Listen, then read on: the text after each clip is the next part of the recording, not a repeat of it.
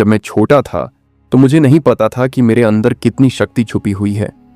दिन भर mobile, social media, बेवजह की इच्छाओं और गंदी आदतों में समय और ऊर्जा बर्बाद करता रहता था। हर सुबह एक थकावट के साथ उठता, दिमाग भारी होता और जिंदगी बस जैसे तैसे कट रही थी।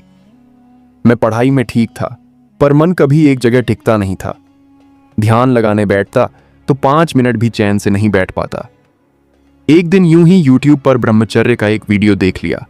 शुरू में हंसी आई, सोचा ये कौन सी पुरानी बातें हैं भाई, अब कौन करता है ये सब। लेकिन फिर न जाने क्यों दिल में कुछ चुभा। उस वीडियो में एक बात ने जैसे मेरे अंदर आग लगा दी, जो अपनी ऊर्जा को बचा लेता है वही दुनिया को बदल सकता है। बस वहीं से शुरुआत हुई मेरे ब्रह्मचर्य के सफर की। शुरुआत आसान नहीं थी, आदतें बार बार खींचती थीं, लेकिन हर बार खुद से एक सवाल करता, क्या मैं अपनी जिंदगी बस ऐसे ही बर्बाद कर दूंगा? धीरे धीरे मैंने अपने मन को समझाना शुरू किया, गंदी चीजें देखना बंद किया, रात को जल्दी सोने लगा, सुबह जल्दी उठने की कोशिश करने लगा। पहले 7 दिन जैसे जंग जीतने जैसे थे, फिर 21 दिन हुए और फिर 30 दिन, और फिर मैंने महसूस किया कुछ बदल रहा है। मेरा चेहरा चमकने लगा था, आवाज में आत्मविश्वास आ गया था, और सबसे ज्यादा फोकस ऐसा कि घंटों तक एक ही काम पर लगे रहना आसान लगने लगा। अब जब मैं पीछे मुड़कर देखता हूं तो लगता है मैं पहले सिर्फ शरीर से जिंदा था, पर अब आत्मा से भी जी रहा हूं। ब्रह्मचर्य ने मेरी जिंदगी को तपोवन बना दिया। ये सिर्फ एक चैलेंज नहीं था, ये मेरी रूह की क्रांति थी। और आज मैं तुम्हें वही रास्ता दिखाने आया हूं जो मुझे अंधेरे से निकालकर तेज रोशनी की ओर ले गया।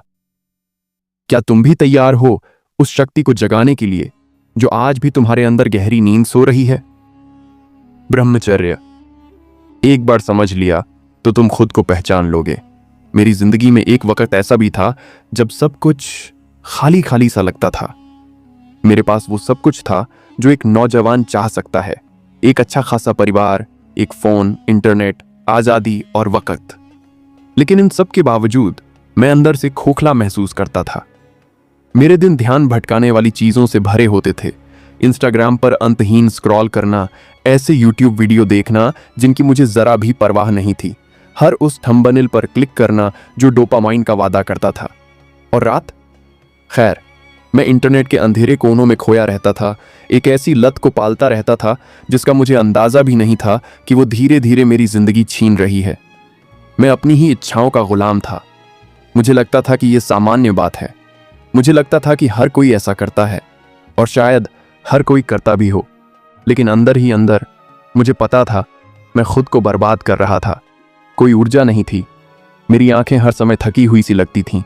मैं 10 मिनट से ज्यादा किसी भी चीज पर ध्यान केंद्रित नहीं कर पाता था, चाहे वो पढ़ाई हो, पढ़ना हो, किसी जरूरी काम पर काम करना हो, या फिर कोई सच्ची बातचीत हो। मेरा दिमाग बंदर की तरह एक बेकार चीज से दूसरी बेकार चीज पर उछलता रहता था। वहां शोर था, लगातार। ये सिर्फ शारीरिक थकान नहीं थी, ऐसा लग रहा था जैसे मेरी आत्मा ही थक गई हो। मैं सुबह थकी हुई उठती, मेरे पास आगे देखने के लिए कुछ नहीं था, बस उठती, फोन देखती, स्क्रॉल करती, खाती और स्क्रॉल करती, कुछ काम करने का नाटक करती और फिर दोहराती। मुझे लगता जैसे मैं जिंदगी में बिना किसी दिशा के बह रही हूं, हवा में उड़ते पत्ते की तरह। कोई ध्यान नहीं था, बिल्कुल नहीं। मैं 5 बार फोन चेक किए बिना आधे घंटे भी पढ़ाई के लिए नहीं बैठ पाती थी। मैं खुद से कहती रहती, कोई बात नहीं, कल मैं बेहतर करूंगी, लेकिन कल कभी आता ही नहीं था। मैं सस्ते सुख और देर से आने वाले अपराध बोध के चक्र में फंसी हुई थी। मुझे इससे नफरत थी, लेकिन मैं रुक नहीं पा रही थी। और फिर एक रात कुछ अजीब हुआ। रात के करीब 2 बजे थे। मैंने कुछ और घंटे ऑनलाइन बर्बाद कर दिए थे, कुछ भी काम का नहीं। मैंने खुद को आईने में देखा, पीला चेहरा, बुझी आंखें, कोई चमक नहीं। मेरे अंदर कुछ टूट गया। मैंने खुद से फुसफुसाया, मैं ऐसी क्यों हूं? मैं अपनी जिंदगी में क्या कर रही हूं? वो पल मेरे जहन में बस गया। उस रात मुझे नींद नहीं आई। मैं बिस्तर पर लेटा छत को घूरता रहा, हर चीज पर सवाल उठाता रहा।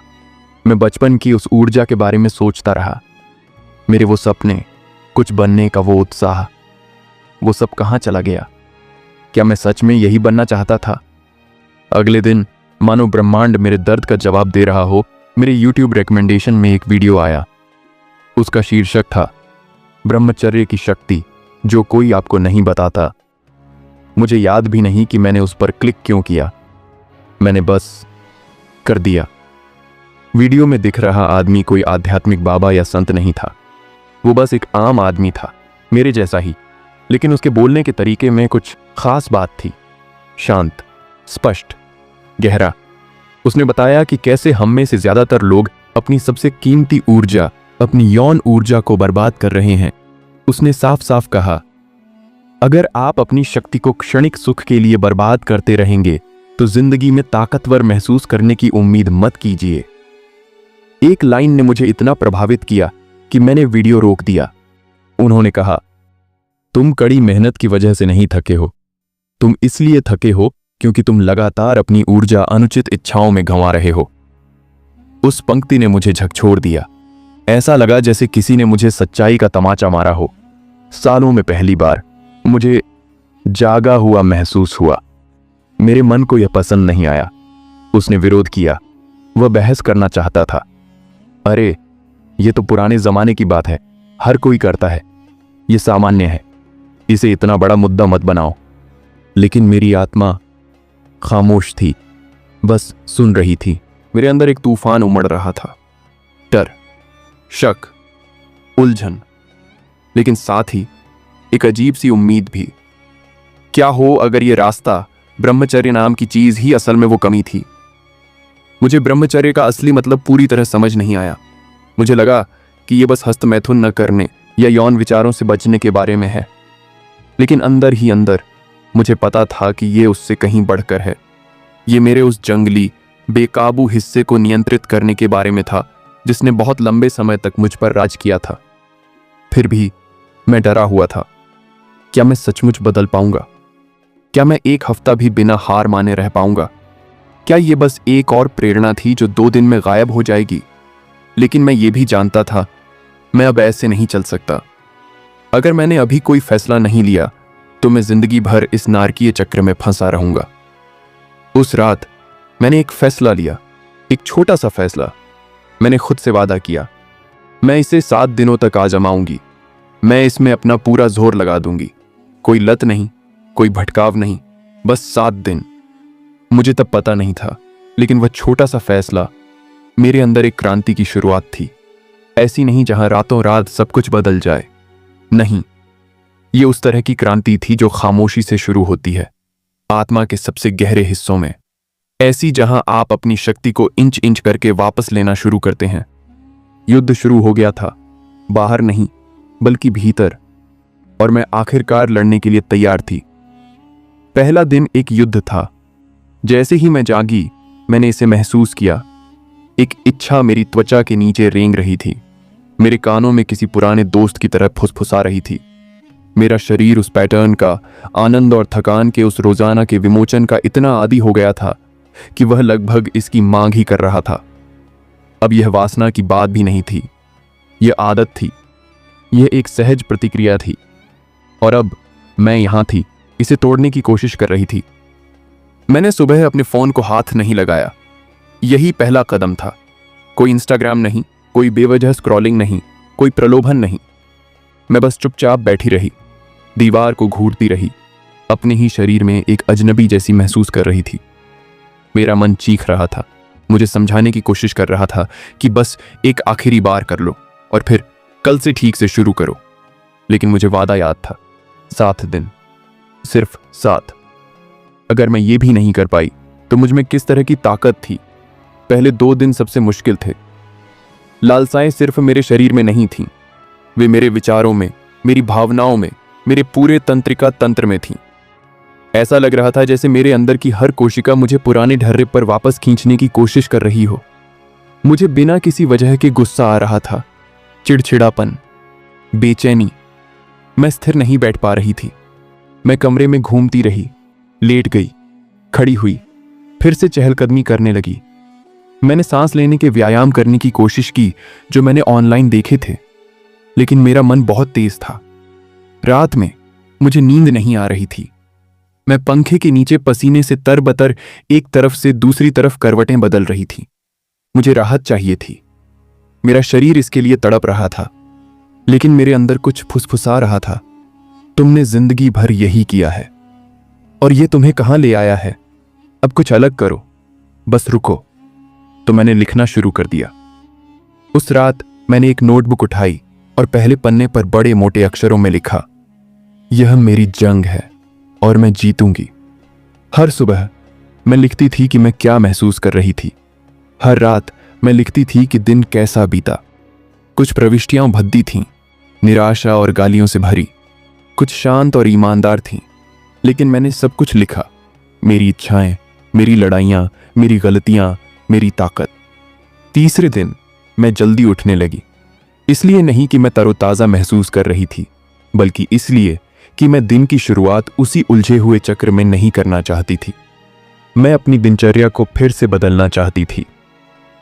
मैंने सुबह 5:30 बजे का अलार्म लगाया और खुद को बिस्तर से बाहर निकालने के लिए मजबूर किया। उस समय दुनिया खामोश थी। कोई सूचना नहीं, कोई शोर नहीं, बस मैं और मेरी सांसें। मैंने ध्यान करने की कोशिश की। मुझे नहीं पता था कि इसे सही तरीके से कैसे करूं, लेकिन मैंने बस अपनी आंखें बंद कर लीं और अपनी सांसों पर ध्यान केंद्रित किया। पहले तो यह अजीब लगा, बेकार भी, लेकिन मैं इसे करता रहा। 5 मिनट, फिर 7, फिर 10 मिनट, और फिर मुझे ठंडे पानी से नहाने का अनुभव हुआ। पहले तो मुझे लगा कि जो लोग ठंडे पानी से नहाते हैं वे बस सख्ती दिखाने की कोशिश कर रहे हैं, लेकिन मैं बेताब था। मुझे अपने शरीर को उसकी तलब से बाहर निकालने के लिए कुछ चाहिए था।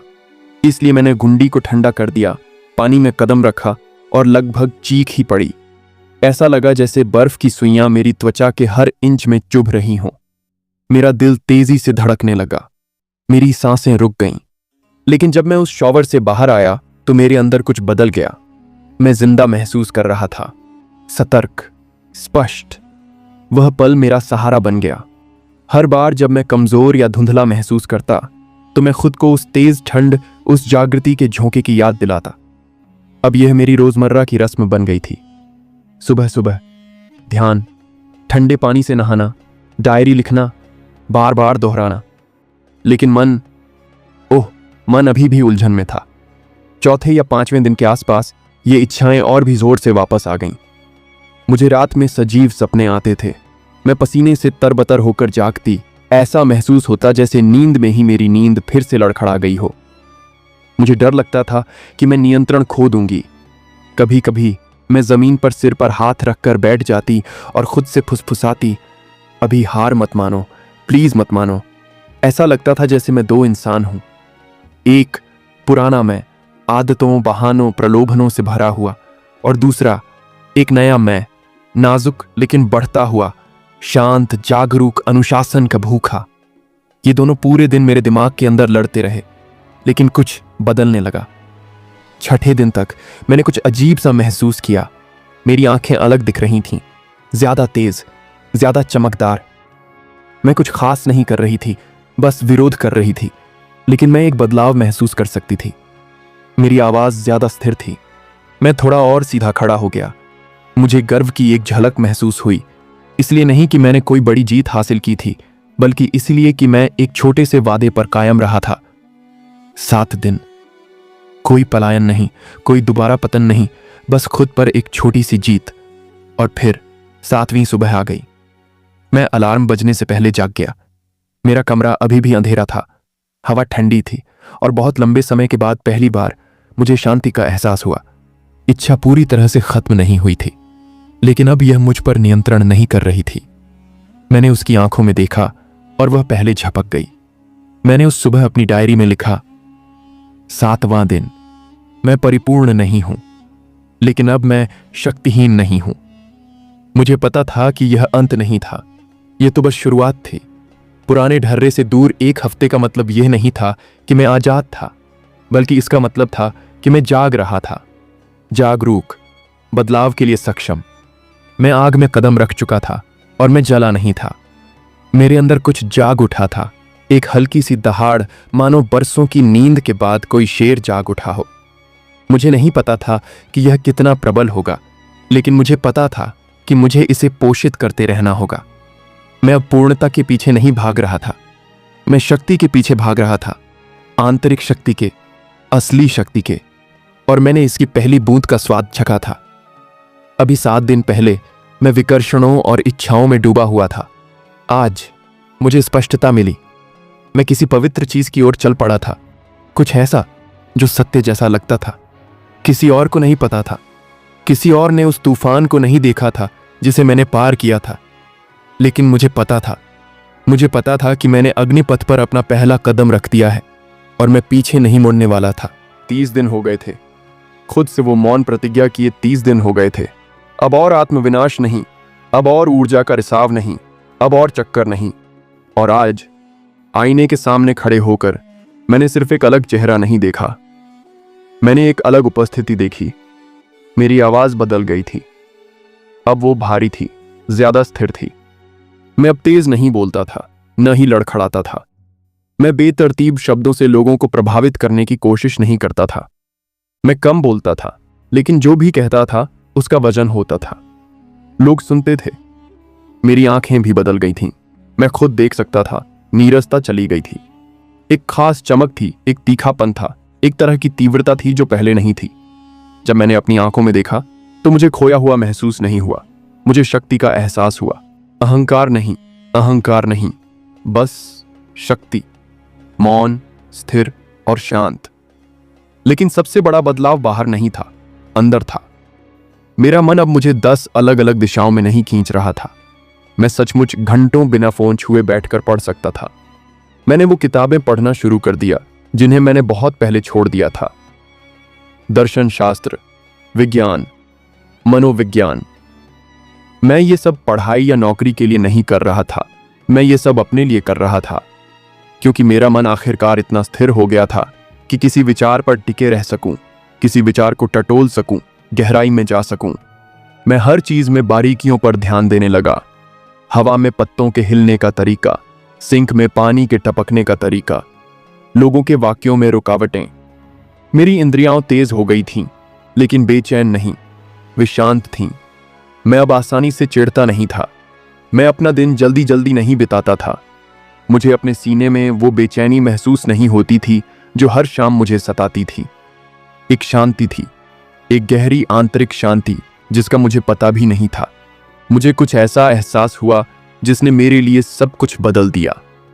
ब्रह्मचर्य ऊर्जा को दबाने के बारे में नहीं है, यह उसे पुनर्निर्देशित करने के बारे में है।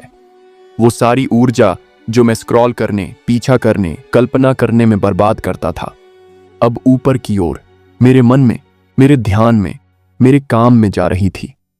मेरा कमरा साफ था, मेरी दिनचर्या ज्यादा चुस्त थी, मेरे विचार ज्यादा स्पष्ट थे। ऐसा लग रहा था जैसे मैंने आखिरकार अपनी जिंदगी की गाड़ी खुद चला ली हो। लोगों ने ध्यान देना शुरू कर दिया। जिन दोस्तों से मैंने हफ्तों से बात नहीं की थी, वे मुझे मैसेज करके पूछते, भाई क्या तुम कुछ अलग कर रहे हो? आजकल तुम कितने तरोताजा लग रहे हो। कुछ को लगता था कि मैं प्यार में हूं, कुछ को लगता था कि मैंने जिम जाना शुरू कर दिया है, लेकिन मैं बस मुस्कुरा देता और कहता, मैं खुद पर काम कर रहा हूं। एक दिन मेरा एक चचेरा भाई घर आया और यूं ही बोला, तुम तो चमक रहे हो यार, मुझे नहीं पता क्या है, लेकिन तुम बहुत ताकतवर लग रहे हो। ये शब्द मेरे दिमाग में बैठ गया। शक्तिशाली, न ताकतवर, न फिट, न सुंदर, शक्तिशाली।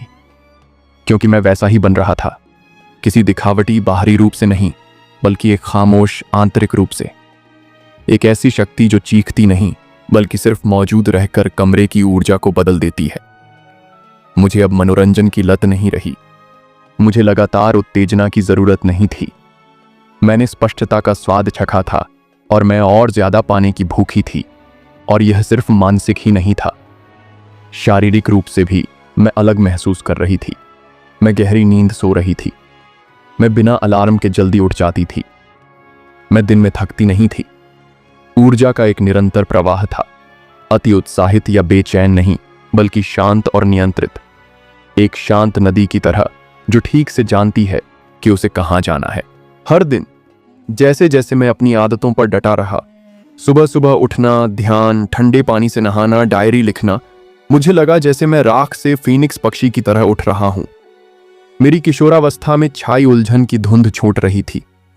मैं अब सिर्फ जिंदा नहीं रह रहा था, मैं बढ़ रहा था, मैं बन रहा था। एक पल ऐसा आया जिसने मुझे सचमुच हिलाकर रख दिया। मैं एक कैफे में बैठा किताब पढ़ रहा था, तभी मेरे कॉलेज का एक लड़का अंदर आया। उसने मेरी तरफ देखा, रुका और बोला, यार तुम्हें क्या हो गया है, अब तुम एक साधु जैसे हो। हम हंसे, लेकिन अंदर ही अंदर मुझे गर्व महसूस हो रहा था। इसलिए नहीं कि मैं चाहता था कि लोग मुझे पवित्र समझें या कुछ और, बल्कि इसलिए कि मैं जानता था कि मैं कितना आगे आ गया हूं। एक ऐसे लड़के से जो 5 मिनट भी स्थिर नहीं बैठ सकता था, अब एक ऐसे व्यक्ति में जो अनुशासन में रहता है, मजबूरी में नहीं बल्कि चुना हुआ। और फिर एक रात शाम की सैर के दौरान मेरे मन में एक अजीब सा सन्नाटा छा गया।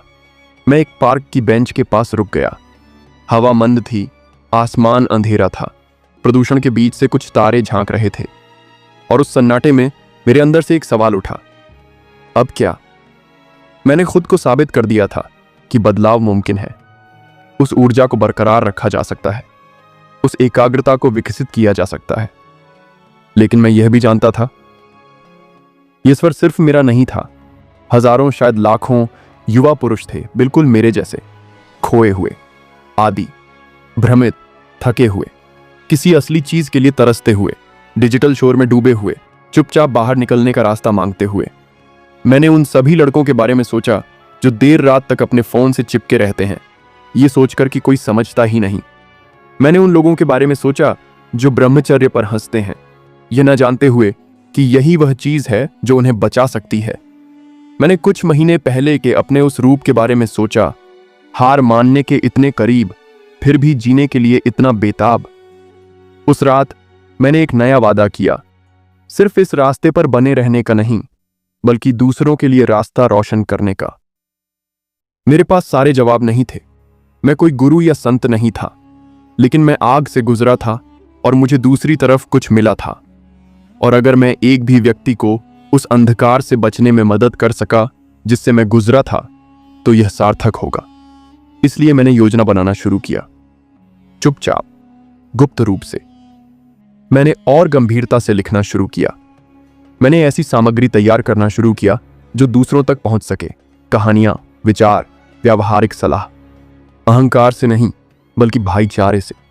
मैं उपदेश नहीं देना चाहता था, मैं बस साझा करना चाहता था, क्योंकि इस दुनिया को और शोर की जरूरत नहीं है, इसे और सच्चाई की जरूरत है। और ब्रह्मचर्य मेरे द्वारा अब तक जाने गए सबसे गहरे सत्यों में से एक है। यह सिर्फ ब्रह्मचर्य के बारे में नहीं है, यह अपने मन पर कब्जा करने के बारे में है, यह भीतर के युद्ध पर विजय पाने के बारे में है। यह अपनी कमजोरियों के सामने खड़े होकर यह कहने जैसा है, मैं तुम्हें देख रहा हूं, लेकिन मैं अब और झुकना नहीं चाहता। मैंने खुद को बचाने के लिए यह सफर शुरू किया था। अब मैं दूसरों को इस चक्रव्यूह से बाहर निकलने में मदद करने के लिए तैयार था। 90 दिन, और कहीं मुझे पुराने ढर्रे पर चलते हुए कमजोरी के क्षणों में अपनी ऊर्जा गंवाते हुए 90 दिन हो गए थे। और जब मैं सुबह 4:30 बजे छत पर नंगे पांव खड़ी थी, ठंडी हवा को अपनी त्वचा पर महसूस कर रही थी, मुझे एक गहरी और शांत अनुभूति हुई। मैं अब पहले जैसी नहीं रही। यह कोई दौर नहीं था, यह कोई चुनौती नहीं थी, यह मेरी जिंदगी बन गई थी। सूर्योदय से पहले उठना अब कोई संघर्ष नहीं था। मेरा शरीर अब इसका विरोध नहीं करता था, बल्कि ऐसा लगता था जैसे वह इसका स्वागत कर रहा हो। मेरी आंखें स्वाभाविक रूप से खुल जाती थीं, कभी कभी तो अलार्म बजने से पहले ही। मैं मौन में बैठ जाती, एक छोटा सा दिया जलाती और बस सांस लेती।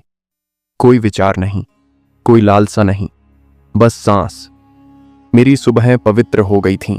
सुबह 5 बजे तक मैं गहरे ध्यान में डूब जाती। जबरदस्ती नहीं, मिनटों की गिनती नहीं, बस बैठी रहती, अपने अंदर की हर चीज को शांति में समा जाने देती। कुछ दिन शांत होते, कुछ तूफानी, लेकिन हर दिन ईमानदार होता। वह शांति जिसकी मुझे कभी चाहत थी, अब मेरे अंदर एक प्राचीन वृक्ष की तरह जड़ जमा चुकी थी। ध्यान के बाद मैं पढ़ती, बेतरतीब लेख या ट्रेंडिंग ट्वीट नहीं, बल्कि धर्म ग्रंथ, प्राचीन दर्शन, सच्चा ज्ञान। जिन चीजों को मैंने सालों से नजरअंदाज किया था, वे अचानक पूरी तरह से समझ में आने लगीं। शब्द जीवंत लगते। वे अब सिर्फ अवधारणाएं नहीं रहीं, वे मेरी अपनी यात्रा का प्रतिबिंब थीं। हर पंक्ति मुझे उस सच्चाई की याद दिलाती जो मैंने जी है। और फिर मैं लिखती, लाइक्स के लिए नहीं, तालियों के लिए नहीं, बल्कि आत्मचिंतन के लिए, अपने मन के आईने को साफ करने के लिए। मेरी डायरी मेरी सबसे करीबी दोस्त बन गई थी, एक ऐसी जगह जहां मैं बिना किसी आलोचना के डर के सब कुछ उड़ेल सकती थी। सुबह 7 बजे तक, जब दुनिया अभी भी जम्हाई ले रही थी और अपने फोन स्क्रॉल कर रही थी, मैंने अपनी आत्मा को छू लिया था। मेरा शरीर मजबूत महसूस कर रहा था, किसी बॉडी बिल्डर की तरह नहीं, बल्कि एक जमीनी संतुलित तरीके से। मैं बिना थके घंटों काम कर सकती थी। मैं लंबी दूरी तक चल सकती थी, लंबे ध्यान के लिए पालथी मारकर बैठ सकती थी, बिना ब्रेक के घंटों ध्यान केंद्रित कर सकती थी। मेरे अंगों का भारीपन चला गया था, मेरे सिर का कोहरा छूट गया था, मेरी त्वचा ज्यादा चमकदार लग रही थी। मेरी आंखों में वो आग थी जो मैं पहले साधुओं या योद्धाओं में देखा करता था। अब वो मुझ में जिंदा थी। मेरी मौजूदगी में एक खास गंभीरता थी। लोग इसे महसूस कर सकते थे। मुझे कुछ कहने की जरूरत नहीं पड़ती थी। मैं किसी कमरे में जाता और कुछ लोग ऊपर देखते, इसलिए नहीं कि मैं जोर से बोल रहा था, बल्कि इसलिए कि मैं स्थिर था। मैं उस तरह का इंसान बन गया था जिसकी मैं कभी चुपचाप प्रशंसा करता था। लेकिन यह सफर अहंकार का नहीं था, यह जागृति का था, और जागृति के साथ जिम्मेदारी भी आई। इसकी शुरुआत छोटी छोटी बातों से हुई। एक दिन मेरे पड़ोस का एक नौजवान जो मेरे साथ खेलता था, मेरे दरवाजे पर दस्तक दी और पूछा, भैया, आप इतने कैसे बदल गए? मैं आपके जैसा बनना चाहता हूं।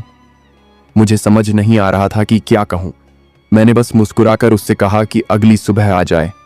वह आया, और फिर एक और आया, और फिर कुछ और।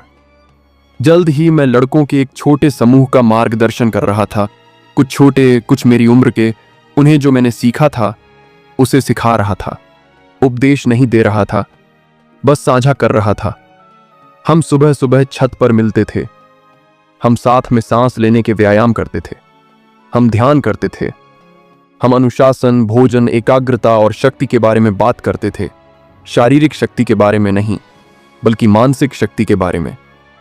मुझे आश्चर्य हुआ कि वे कितने भूखे थे, न शोहरत के लिए, न पैसे के लिए, बल्कि दिशा के लिए। वे अपनी आदतों से थक चुके थे, ठीक होने का दिखावा करते करते थक चुके थे, उन्हीं अंधकारमय चक्रों से थक चुके थे। और जब उन्होंने देखा कि मैं इससे बाहर आ गया हूं, तो उन्हें भी यकीन होने लगा कि वे भी ऐसा कर सकते हैं। तो मैंने वीडियो रिकॉर्ड करना शुरू कर दिया। कुछ खास नहीं, बस मैं अपने कमरे में बैठा अपने दिल की बात कह रहा। कोई फिल्टर नहीं, कोई बनावटी प्रेरणा नहीं, बस सच, मेरा सच, मेरी कहानी। पहले तो मुझे लगा कि किसी को परवाह नहीं होगी, लेकिन टिप्पणियां आने लगीं। भाई, मुझे आज इसकी जरूरत थी। यह सुनकर मैं रो पड़ी। इसने मुझे बचा लिया, शुक्रिया। मैं तुम्हारी वजह से तीसरे दिन पर हूं। और अचानक कुछ फिर से बदल गया, इस बार मेरे बाहर। मेरे शब्द दुनिया भर की आत्माओं तक पहुंच रहे थे। खामोश लड़के, दर्द में लड़के, वे लड़के जो अकेला महसूस करते थे जैसे मैं कभी करती थी। वे मुझे लिखने लगे, मुझे मैसेज करने लगे, मुझे बताने लगे कि उन्होंने अपना 7 दिवसीय ब्रह्मचर्य चैलेंज शुरू कर दिया है। फिर 14 दिन, फिर 21 दिन। कुछ लोग फिर से ब्रह्मचर्य की लत में पड़ गए थे, लेकिन फिर से कोशिश कर रहे थे। कुछ 60 तक पहुंच गए थे, कुछ 90 पर थे। मुझे यकीन नहीं हो रहा था अपने एक खोए हुए, विचलित, थके हुए रूप से, एक ऐसे व्यक्ति में जो अब दूसरों के लिए एक पथ प्रदर्शक था। यह गर्व नहीं था, यह एक उद्देश्य था। मुझे उस पहले वीडियो की पंक्ति याद आ गई जो मैंने कभी देखा था, अगर आप अपनी शक्ति का दुरुपयोग करते रहेंगे तो जीवन में शक्तिशाली महसूस करने की उम्मीद न करें। और अब मैं आखिरकार अपने अनुभव से कह सकती थी, यह सच है। मेरा रिसाव बंद हो गया था और मैं शक्तिशाली हो गई थी, न शरीर से, न पद से, बल्कि आत्मा से। ये जीवन, ये अनुशासन, ये अग्नि, ये शांति, अब यही मेरा तपोवन था। एक पवित्र स्थान जहां सब कुछ एकसार लगता था, जहां मेरे कर्म मेरे विचारों से मेल खाते थे, जहां मेरी ऊर्जा बाहर की ओर नहीं, बल्कि ऊपर की ओर प्रवाहित होती थी, जहां हर सांस शुद्ध थी, हर शब्द जानबूझकर कहा गया था, जहां मौन में भी गहराई थी।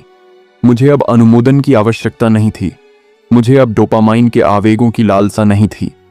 मैं लाइक्स, लड़कियों या पार्टियों के पीछे नहीं भागती थी, मैं सत्य के पीछे भागती थी, और इस सत्य ने मुझे किसी भी सुख से कहीं अधिक आनंद दिया था। मैं कभी कभी पीछे मुड़कर देखती, बस यह याद करने के लिए कि मैं कहां से आई थी।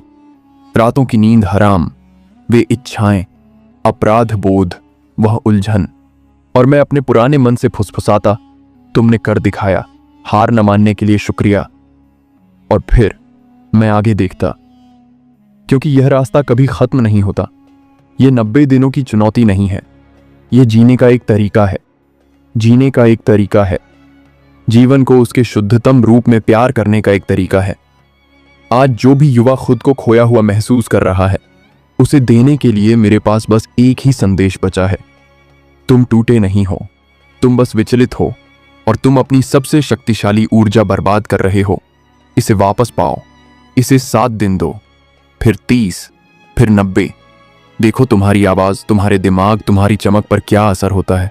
तुम शेर की तरह उठ खड़े होगे। बस एक ही प्रण की जरूरत है, मैं अपनी शक्ति को व्यर्थ नहीं जाने दूंगा।